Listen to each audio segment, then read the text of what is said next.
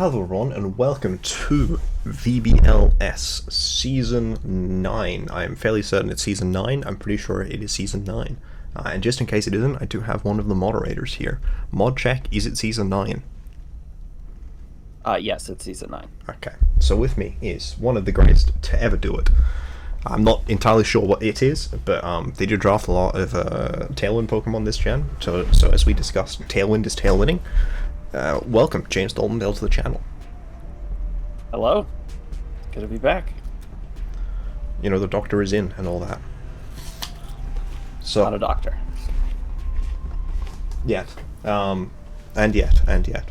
So, we have quite the discussion here for you today. We have been idling through and looking at, in Generation 9, Tailwind. And, like I said, the doc themselves drafted Talonflame, Roaring Moon, and Scizor as their first three picks, which are all three good Tailwind setters. So I figured we could use that as a jumping off point about what sort of features one wants to look at in a Pokemon with Tailwind. Absolutely. So let's talk about my three Pokemon. And the fact that they are three Tailwind users was almost incidental for two of them. I mean, Talonflame being a Tailwind user is like pretty crucial to its identity. But Roaring Moon has the big numbers. Scizor has the Technician Bullet Punches and protects Roaring Moon from all those mean fairies. And the fact that they also can be good Tailwind users was kind of incidental. So okay. So that's the cover story you've worked up, but I think you just forgot what you'd take in round 1, and you're like, you know what, I want the Pokemon Tailwind. And you forgot what you take in round 2 and round 1, and you're like, you know what, I want a Pokemon Tailwind. So after all, getting Tailwind is very important. No, but actually though, I think all three of the Pokemon you drafted are very good Tailwind setters. Totally. I 100% agree, right? Scizor, because it's bulky enough and with a reasonable enough speed that it's gonna get Tailwind in a Scizor is relevant way. Scizor is very heavily in the mold of a lot of Pokemon that set Tailwind in previous gens before they added, because in older generations, which is to say Gen 7 and previous, when you set Tailwind, the Tailwind wouldn't come into effect until the turn after. But in Generation 8, they made a mechanics change that it will. So it's very common to see Pokemon like Scizor or like Pelipper as a Tailwind setter, even if not necessarily Scizor, but Pelipper definitely comes strongly to mind, who are not particularly fast, but have decent bulk, and that allows them to get that Tailwind off so that the next turn you have that doubled speed. Or it often played a lot more like Trick Room teams still do, where for sure. Because of the negative priority of Trick Room, it's always, or essentially always going to go last. You kind of have to plan around that, like, oh yeah, we gotta have, our Trick Room setter has to stay alive to actually set Trick Room on that first turn so I can take advantage of it next turn. Tailwind definitely used to be a lot more in that same sort of play pattern, right? For sure. Yeah. Maybe they should just give Trick Room plus neutral priority or something, so then the Trick Room teams also get to play in that dynamic speed world a little more. So Flutter goes from being a good Trick Room setter to the best Trick Room setter. Oh no, Klefki. Yes, Klefki. Exactly. Oh, Klefki, yeah. Klefki would have priority Trick Room. As it stands, Klefki can already beat opposing Roar Pokemon, or Whirlwind Pokemon. / Circle Throw. This is a good idea, and it should happen. Honestly, I don't think we've seen a buff to that strong a buff to a move since Rapid Spin, which was, to be fair, last gen. So. Oh, when it got the speed boost as well as part of it. Yeah, as well as 250% power increase. Yeah. So yes, Talonflame. Talonflame is really good because it has Gale Links, which means it's always moving first when it sets Tailwind, by which I mean it's a priority move. While it's still at full HP, which generally will be turn 1. Cover Cloak is there because Talonflame has another trait which makes it very good at setting Tailwind. So, what is that other trait? Talonflame's other trait? Yeah, Talonflame has 2 traits that make it very good at sitting Tailwind. Galings and one other thing. Natural speed. Yep, natural speed. A fast Pokemon is good at sitting Tailwind because they are fast, and if you have Covert Cloak, even if you get faked out, you will likely still be moving fast. I remember, back last generation, combining Extreme Speed with a Scarfer to try and prevent a Talonflame from setting up opposing Tailwind and getting into a better position for their Dynamax Pokemon. That is often the sort of commitment you have to do, but that's even harder now, because with Terra Ghost, you become immune to Mark Punch, Fake Out, Feint, Quick Attack, and Extreme Speed. Though, not Quick Attack, because that's neutral speed.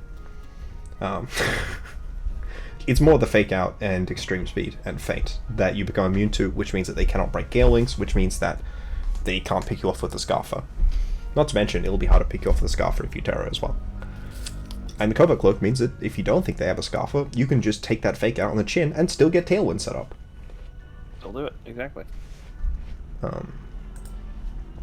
Now, Roaring Moon has one feature that makes it a particularly good Tailwind setup.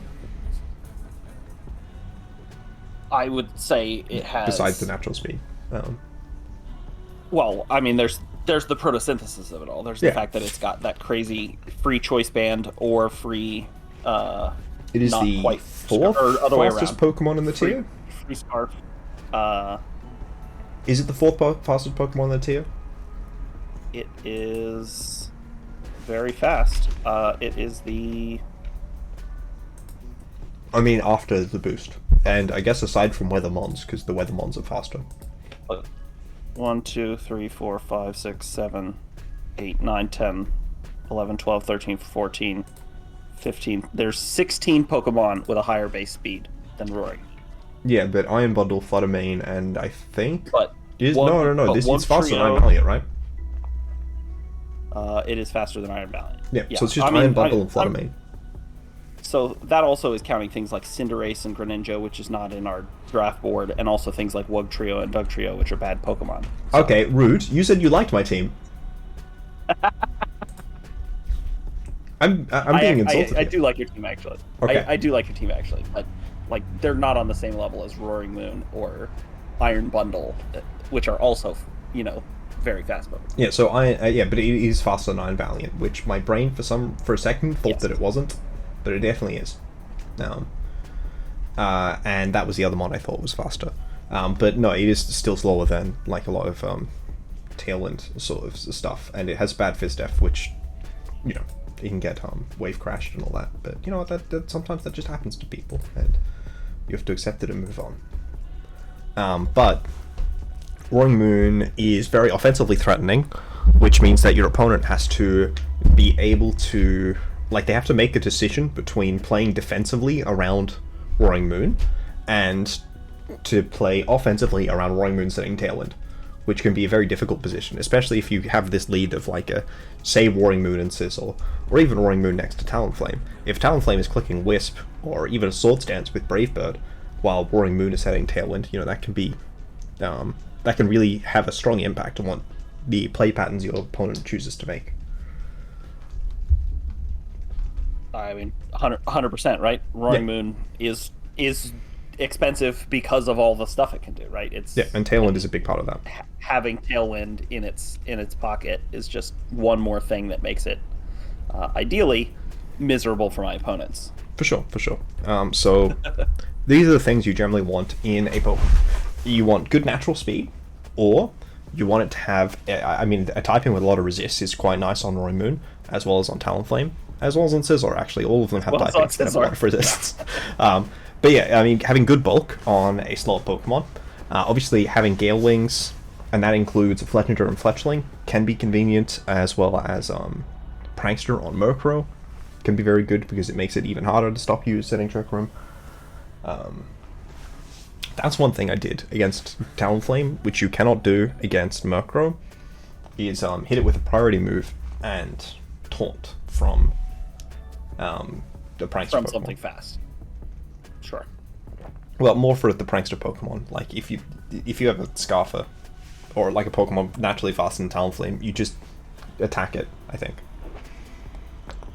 Yeah, totally, right? If you can just get faster than that, Yeah, 126. than the Talonflame, yeah, faster than the base 126 with, I mean, probably a Scarf. Like, there's not a lot of Pokemon Last gen faster than Magilaki. But That was sure, this gen Electrode. Those are the same, right? Yeah, same diff. But also, I think Terra makes that a lot harder.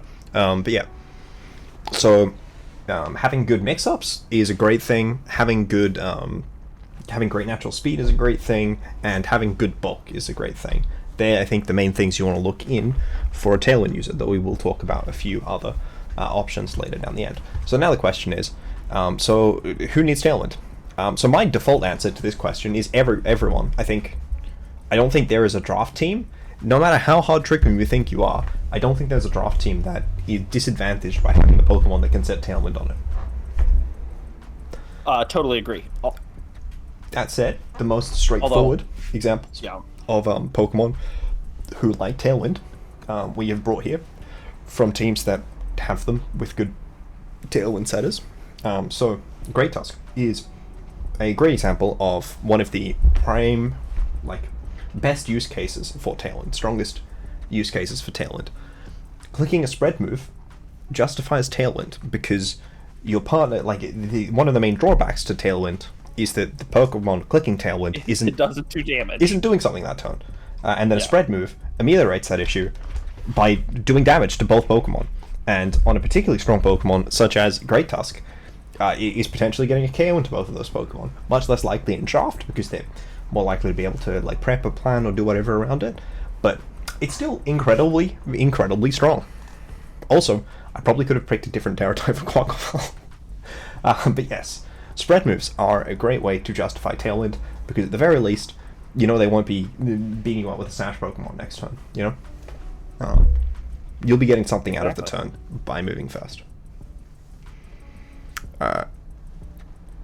That said, some Tailwind setters are not great to put spread moves next to, because there are some very strong spread moves.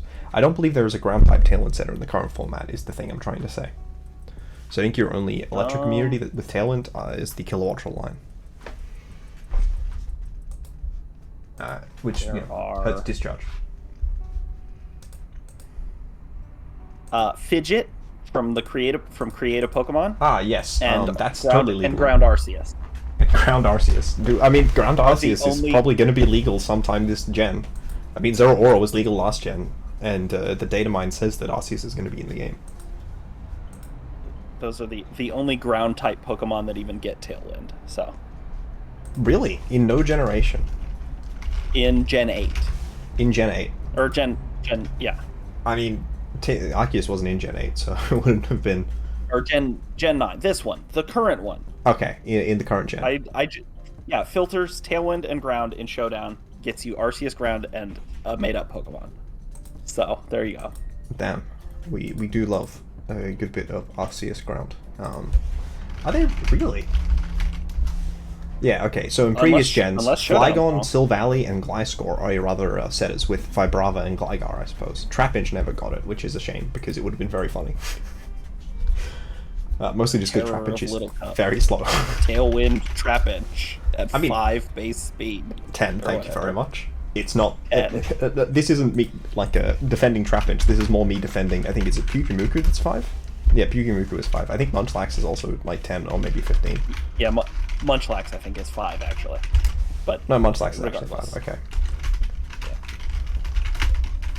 Yeah. Where were we? Spread moves and Tailwind are good. So spread moves and Tailwind are good. Though potentially strong Earthquake rock is specifically slides, good because a lot of Tailwind setters are flying types. But for the non-flying type ones, Rock Slide is okay.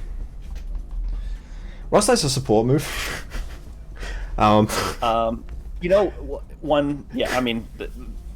tale as old as time, an argument as old as rhyme. Rock Slide is support. Rock Slide is definitely a support move. In many contexts, Rock Slide is 100% a support move. With Tailwind, this is definitely one of them. Argument. Where the original statement came from, they were helping handing a non-slab Rock Slide instead of attacking with the helping hand Pokemon, which would have done more damage. I still don't think it. I think unless you have a specific calc you're trying to reach, I wouldn't recommend helping handing a Rock Slide. I certainly wouldn't recommend it if it was not stabbed. But you know, in Terragen, anything could be stabbed. But one we didn't put on here, but could have. I don't know if it is with a Tailwind. Oh, totally is. On Samax's team, we have Roaring Moon as a Tailwind setter, and Sylveon as a good special type spread good move abuser. I put Great Tusk because it was on a Talonflame team, and Great Tusk Talonflame is kind of like a. I thought it would be probably a bad thing if I didn't put any of the Pokemon that would use this format on. So I try to put them get onto that good SEO. most of them. Totally. Yeah. So yes, Great Tusk, Earthquake, then Quaquaval. This Pokemon kills itself, and that's why it's good to have on Tailwind, because if it is getting killed before it kills itself, that's bad. But if it kills itself killing their Pokemon, that's good. It's a relatively frail Pokemon. It's not relatively frail. I would say it's vaguely tanky, but with Wave Crash, it's definitely relatively frail. But it does a lot of damage. Sure. Doing huge damage, but then, you know, Dying. It's got no HP left. Yeah, so if you get hit by a move before you do that damage, then you die and don't do that damage. So frail Pokemon appreciate it. Like, tanky Pokemon appreciate being able to get multiple good spread move or non-spread move hits off during Tailwind. That's quite good. Frail Pokemon appreciate being able to get one or two very relevant hits off. If you KO their Pokemon before they KO yours, then they're not KOing your Pokemon. And that is a good thing. Doesn't matter how bad your defensive stats are, yeah, if you just kill their Pokemon first. Or even if you're Flare Blitzing, right? Or Wave Crashing or Dedging. Or Water-type Flare Blitzing, yeah. Dedge. So yes, that's quite good. Then we have Orthworm, Shedtail. So I really hoping to find Amoonguss on one of these teams with Tailwind, because Amoonguss has been classically in VGC one of the most pernicious Tailwind abusers in the history of Pokemon. Because they just run Zoomoongus, max speed, and click Spore. But Shedtail is basically Spore. Where's your god now? I think both the Orthworm teams have a decent Tailwind setup. And yeah, Shedtail switches you out and gives you the Pokemon coming in a sub, but it does not work if you have a sub 50% health. So in a similar concept to the Quaquaval, but more as a support option, having over 50% health allows you to defend the Pokemon coming in. One thing I found out about Shedtail, which I had not initially realized, is that it's 25% of the user's health, which is not very much in the case of Orthworm and Cyclizar. Mostly because I thought it was going to lose seismic toss. The substitute size? Yeah, well, like the health base, the sub, yeah, is not going to be over 50 just because the Pokemon you bring in has over 50 base health. Like that the hard way. Sorry, over 200 base health. Those are very different numbers. 50 and 200? Yeah. I mean, suppose over 200 and over 50 are, everything over 200 is also over 50, as far as I'm aware. Yeah, I'm not a mathematician. And, you know, on like an astronomical scale, those numbers are essentially the same. So. Yeah. But yes. Orthworm, you can click Tailwind and then Shedtail, and you get a paid switch, but not paid that much. Well, there was some move which is like incredibly broken that they've added. Headlong Rush, Wave Crash. No. I don't think this was. I think other it might have been broken moves that are new but no, gen. there's like. It used to be to get a paid switch, you had to like click High Jump Kick into a Protect. You know. Like there was that North America Internets in Gen 7 where Mega Metacham was basically only made it out of semis into finals because it high jump kicked into a protect it knew was coming to get a free switch. But it's not free, it's very much paid. Yes. And like these days you just have like pivot moves and Shedtail and it's very different. I like that term as a like more realistic version of what people mean when they say a free switch. Well, I think when you get a free switch as a result of not clicking when you get a free switch as a result of a trade, it's very different to intentionally suiciding a Pokemon. I feel like that's a very paid. But I also definitely switched in low health mons with the intention of getting a clean switch into another one. That's what I'm saying. I like the term. I think it has value as I stole it from something Jamie that Boyd. can aid. Oh well, He's good very job, Jamie. he's very good at putting Pokemon in words that are good. Putting Pokemon in words that are good. Yep. Unlike Mancini, the amazing, the electric. I put Pokemon in words that are amazing. Thank you very much. So yes, Tailwind can be abused by a number of different types of Pokemon, but generally it's going to be spread moves are a premium. Non-spread moves, but immediately powerful Pokemon are your like second step, and they're still pretty good. And then support options are also very good. Basically, any Pokemon can use Tailwind. So, Sure. like a setup Anything that abuser is- can use Tailwind, but you would prefer not to, because then you have two Pokemon that are doing nothing that turn. Yeah, anything that is completely or at least partially balanced by the fact that it is not very fast, now is very fast and gets to take that. That's who needs Tailwind. Yeah, I mean, my favorite Pokemon that have used Tailwind effectively in VGC history are Regieleki. With Tailwind and Agility, you can outspeed Trick Room with Regieleki. Oh, because you Yep, cycle you around. overflow. And, yeah. You're still faster outside of Trick Room, by the way. It's just the way the Trick Room math works. Yeah, the Trick Room math is weird. The Trick Room math is very functional, except for that one interaction of they made a Pokemon with over 200 base speed that can... I think you have to Agility twice, and then in Tailwind, you're faster than Trick Room. Because you hit over, I think it's like 1,048 or something. It's a silly number. It's not intended for... but yes, so any Pokemon can abuse Trick Room, especially Regieleki. Also, there's no Electro-Up in the format, but there are there's Magnezone and like Ampharos. What's right? Yeah. I was gonna say, there's basically no Electro-Web in the format. I mean, I've seen both Pokemon click it and Magnezone. I don't think they can actually learn it in the actual format, but it validates on Showdown because they're egg moves, but they don't have any Pokemon they can learn the egg move from. It's probably something where like you can get it in Terror raids, like with It might be, but they didn't show up as event. something like that. Follow me. So Trick Room and DD. Who knows? Showed up as an event move on Bulbapedia. I'm just not sure. But yeah. Yeah. So what replaces Tailwind? There's probably one Pokemon that like maybe they had a Magnezone raid and then no, Magnezone can't reproduce with Ampharos, so I'm not sure. How would Magnezone even get an egg move? Well, I suppose from itself. Yeah. Who knows? But yes, what replaces Tailwind? So what things can you do if you don't have Tailwind? Here are the things that are different to Tailwind. Here are some of them. Are functional replacements. They can be incredibly different in terms of how they act, but they have the same role of attempting to change the positioning of the game so that your Pokemon takes less damage and their Pokemon takes more damage within the scope of doing it for your partner Pokemon. So the biggest one is abilities that change the speed that you are. So Chlorophyll, Prankster, and Photosynthesis all replace Tailwind in the sense of they can achieve greater speed based on conditions, whether it be in speed stages like with Sableye, or whether it just be with speed like with Photosynthesis and Chlorophyll. Sure. But there are other ways that you can do things that aren't Tailwind. Yeah, so sort of getting into the more Tailwind is the most obvious version of the greater class of like speed control moves. Yeah, well, And speed so control the itself answer is also to just one. What replaces Tailwind is other good speed control stuff. And things that also attempt to mitigate the impact of going first or last.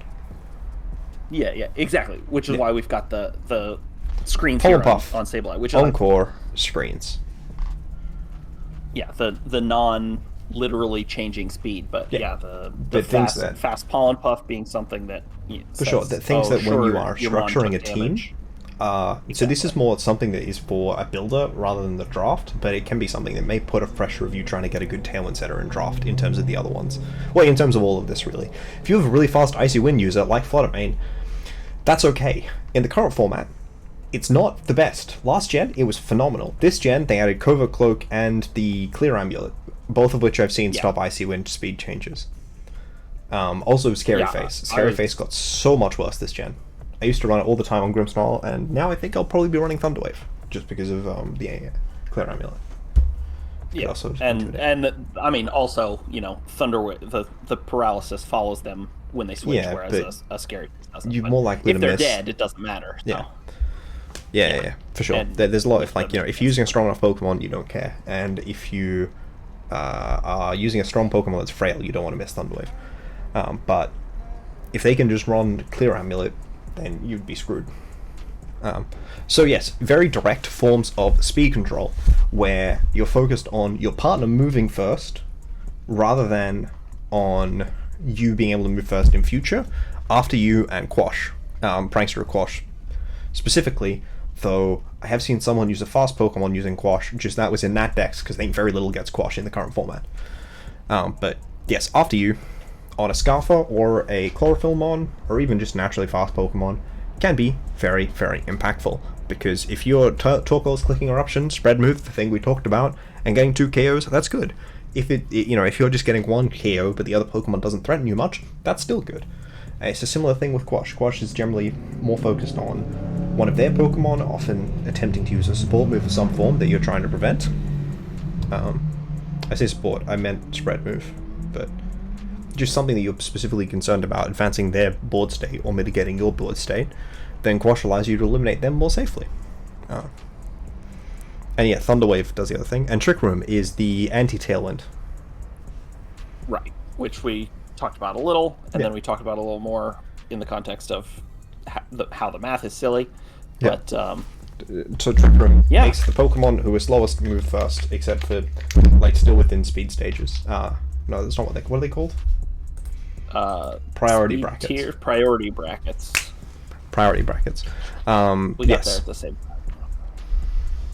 time. So it doesn't reverse priority brackets, though that would be very funny, because you could reverse Tailwind very quickly.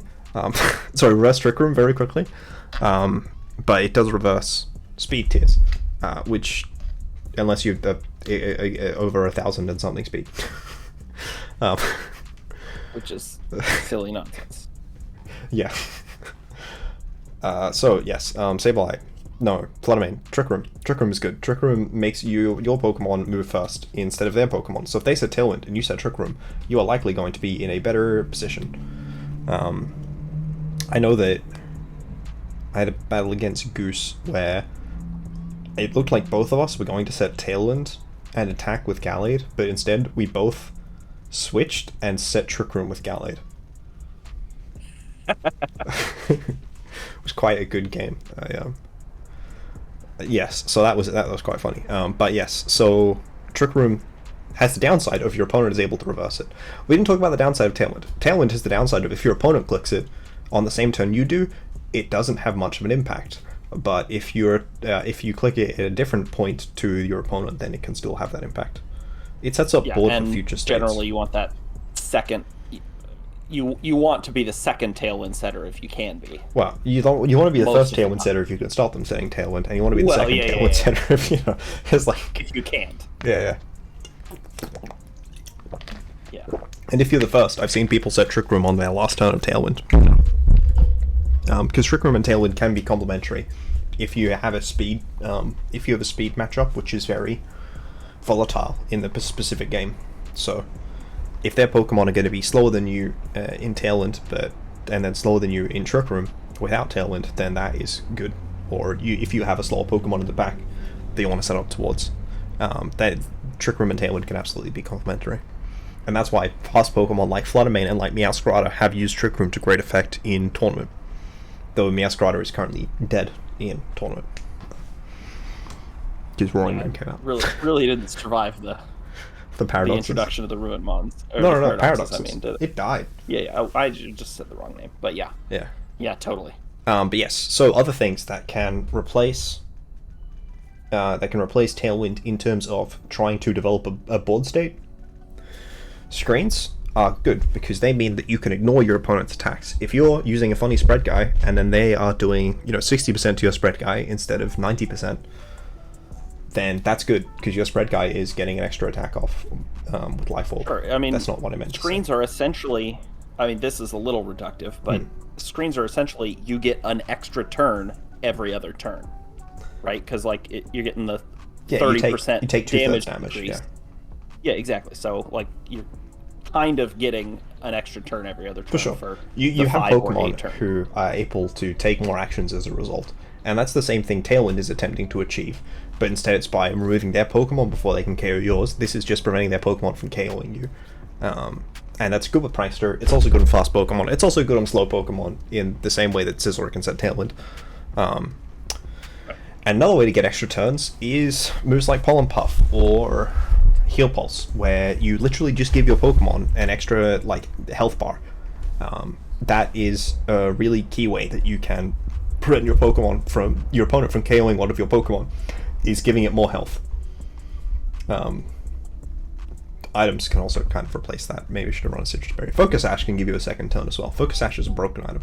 I genuinely think that of all of the items, Covert Cloak and Focus Sash are probably the most broken. Citrus Yeah, I've heard you make mention of Focus Sash as the most broken item before, and Gen changed. I don't know that I don't know that I agree with you, but I certainly follow the argument. Like it makes sense that it was, I think, more overwhelming in a Dynamax format as well, right? Because you could steal Dynamax turns with it. Same thing with Screens. Screens got a little worse because you can't steal Dynamax turns with it. But Focus Sash is broken because it just ignores your opponent's move. They also added Loaded Dice, which I think is anti-Focus Sash as well. But yeah, Encore also is similar because it prevents your opponent from clicking good moves generally. It allows you to limit the decisions that they get to make, which is the same thing that Tailwind is supposed to like make it so that their decisions are frivolous, or it's similar. Or they don't have enough time to make enough relevant decisions. Yeah, it's about it's preventing them from making impactful decisions. Exactly. And most of them do it by making your decisions reduce their decisions, but Encore just stops them from making decisions, period. I think it's toxic. Like, I would not put this move in the game. Like, of all the moves that they didn't cut, Encore is absurd to me. Like, I love Encore. I mean, we've been seeing like great. Encore disable Screentail, and it's been like having tournament performances. That like, rules. That's my hot take. That rules. That rules? Oh yeah, totally. What? Just totally don't play. It like, I don't know. It makes me go back to thinking freeze might be a balanced mechanic at that point. You know. The only thing that matters is who wins. It doesn't matter how you get there. I see you're going for Chansey Shuckle later. Shuckle is not in the game. Yeah, I said later. And also, it's in the data line. And also, I'm no good at playing Chansey Shuckle. Were you the one who you saw Steve has a Knackle Stack and you're like, come on, hit that Fisher, hit that Fisher. You're the kind of player who runs Tingler. I mean, I would, yeah. Give me those Oko moves, absolutely. Oh yeah. But I don't have any problem. 70% of the time, like the odds are in my favor when my opponent is running Fissure every time. Like, well, no, they're not. If they can click 8 Fissures, then you're disadvantaged. You lose 2 Pokemon net. Well, if I give them enough time to click 8 Fissures, then I lost. They didn't win. Sure. I mean, that's why the Pokemon. This is an Oko move discussion. We'll have that at some point. That's true. This is not an Oko move discussion. Tailwind. I mean, I'm willing to have that discussion. Tailwind is something which is very strong, and I think it is the best option. Icy Wind is specifically good, as it was Electroweb, because it removes fucking Sash, and Sturdy. Sure. You get a little bit of extra utility out of the damaging speed. Some Pokemon that got both Tailwind and Icy Wind, and I tended to run Icy Wind on it because Sash was good. I cannot remember for the life of me what Iron Bundle, or is that? Are you? Iron Bundle does not learn Tailwind. Yes. Oh right, it doesn't. That's. I was like, I mean, Delibird in previous gens. Yes. Learned both. I mean, it's in this format. Maybe that's. Does it not learn Tailwind? I don't think so. Maybe it does, but I don't think so. I think the answer was Latias in previous gens. Oh no, it totally does. There you go. Delibird with Tailwind and Icy Wind. There you go. You got to run the Icy Wind. It's also stab. Well, Tailwind is also stab because it's a flying move. So yeah, that's a real question. So now the other In-type question is, assist bonus. if you can't replace Tailwind and you have Pokemon that, whatever, something, the thing we talked about in the previous slide, is should you get Tailwind in the bag? The bag being the term that has apparently been coined, I think, for 1 point mods, but we've just decided that it's 1 to 4 points, mostly because no one had taken anything interesting to talk about with the other one. What makes bag Pokemon interesting as Tailwind users? Well, for one thing, they don't cost very much because they're very cheap by definition.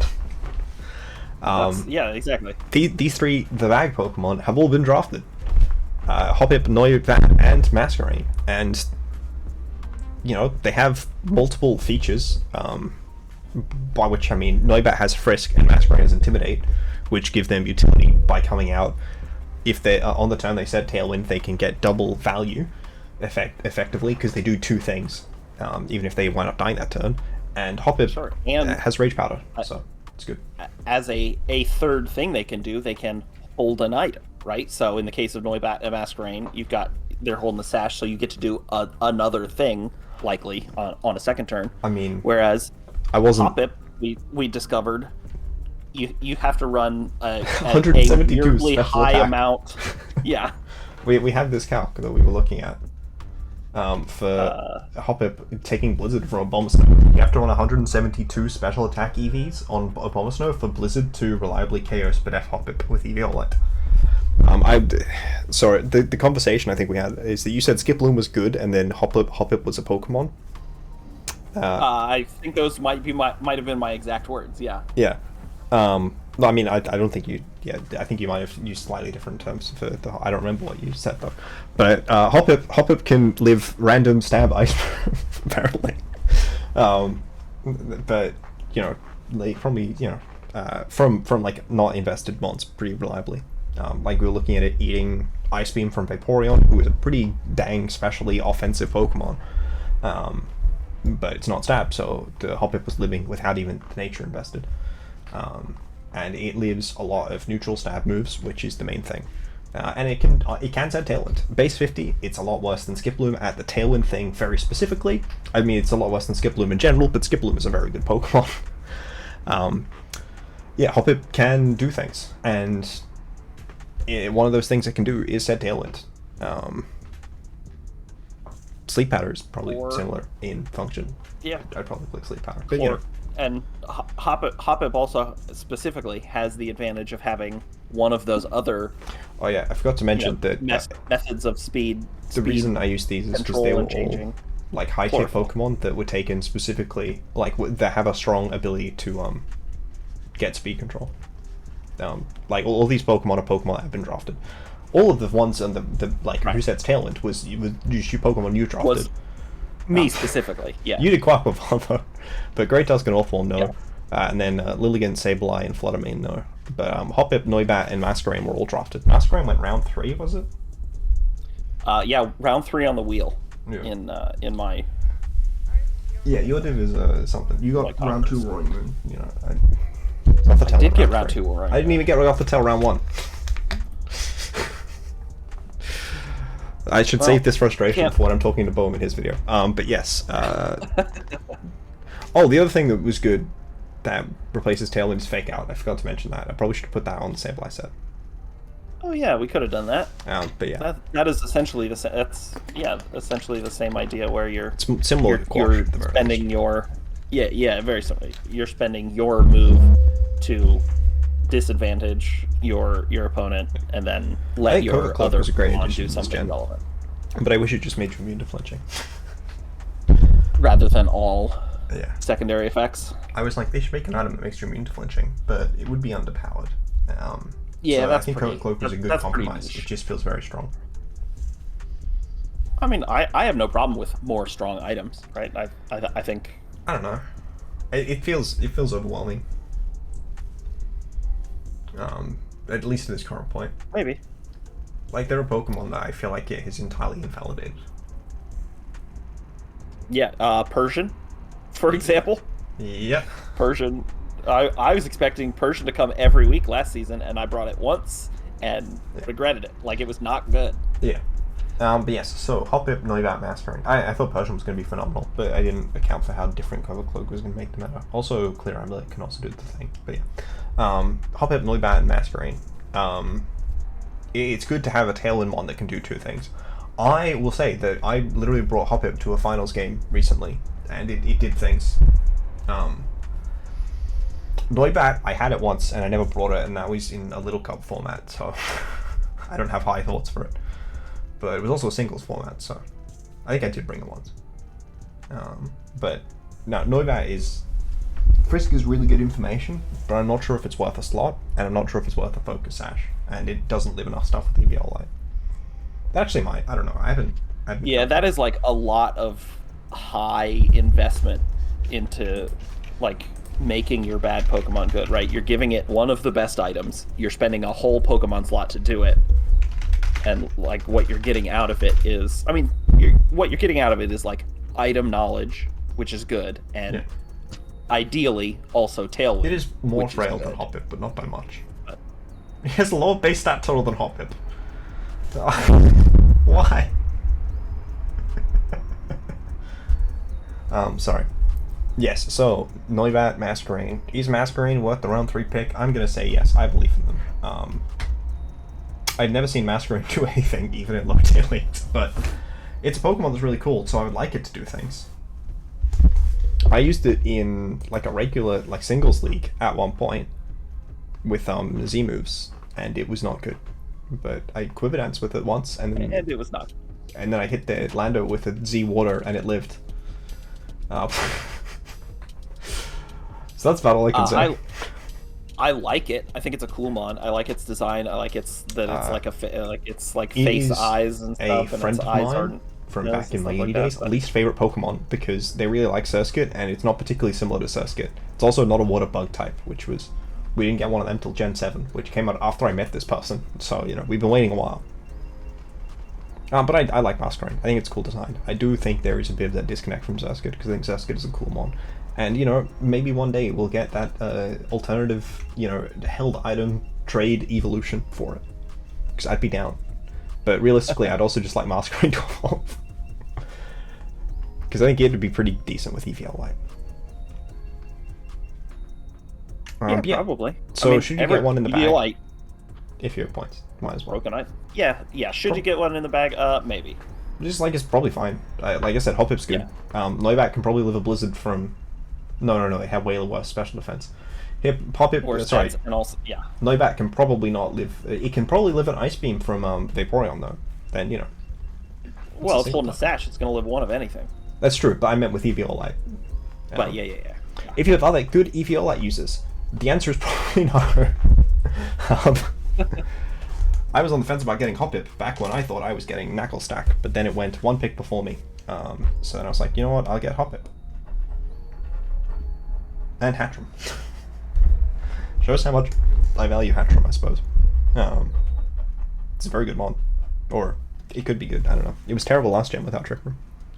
But yes, so ultimately, should you get Tailwind in the bag? The answer is probably yes. Similar with Trick Room, it's probably the exact same answer I would get. I didn't technically get it in the bag, but I got a low tier Pokemon for the express purpose of it setting to Trick Room for loser. That was supposed to be funny. How was that? Thank you. I thought, yeah, Veluza, low-cost Pokemon, exclusively for setting Trick Room at 8 points. At 8 points? Yeah. Yeah. I don't know why it's 8 points. But yes, so, hope these answered questions. If you have any further questions about Tailwind, put them in the comments below. Sub to James's channel, tell him to make more videos because I really enjoy them. And also, don't pressure him because he doesn't appreciate it. I mean, yeah, I'm a big boy. I'm a fully grown adult. I can handle a little bit of internet pressure. It's not like I'll survive. But well, I'm glad to hear it. So ultimately, yeah, thank you guys for watching.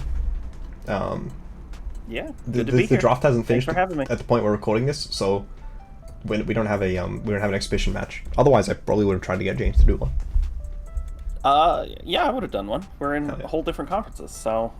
Yeah, we also would have been using each other's teams because that was fun when I did it with Barath B. Right, so this isn't coming out until after the draft is done. So as of right now, my plan is My plan is is that true? Oh, I mean, it might come out after the draft is finished, but like we're recording it before the draft is finished. No. I mean, I might release so, this like tonight. Oh, okay, then never mind. I'm not gonna give you this. Yeah. I was like, this is coming after the draft is finished. I'm like, are you sure about that? Okay, never mind. I was gonna give away some secrets. Yeah, I wouldn't recommend mind. it. No secrets. We'll talk about this after stop recording. So we'll click stop recording now. Okay, goodbye. All right. Well, I actually.